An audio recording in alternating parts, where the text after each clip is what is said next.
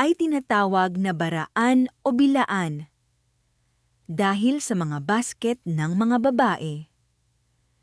Kaya't dalawa-dalawa ang mga anak ng unang mag-asawa ay umalis sa lupang sinilangan. Sa lugar kung saan ang bawat nanirahan ay nagkaroon ng bagong mga tao. At sa gayon ay nangyari na ang lahat ng mga tribo sa mundo ay tumanggap ng kanilang mga pangalan mula sa mga bagay na isinagawa ng mga tao sa sibulan o mula sa mga lugar na kanilang tinirahan.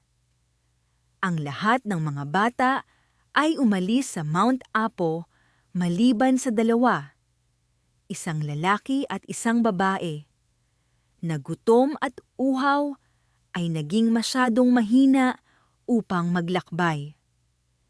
Isang araw, nang sila ay malapit ng mamatay, gumapang ang bata sa bukid upang tingnan kung mayroong isang bagay na may buhay.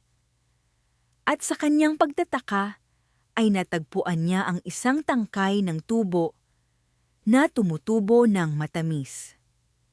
Sabik niyang pinutol ito at sapat na tubig ang lumabas para palamigin siya at ang kanyang kapatid na babae hanggang sa bumuhos ang ulan. Dahil dito, tinawag na Bagobo ang kanilang mga anak. Ang pinagmulan ng Bagobo.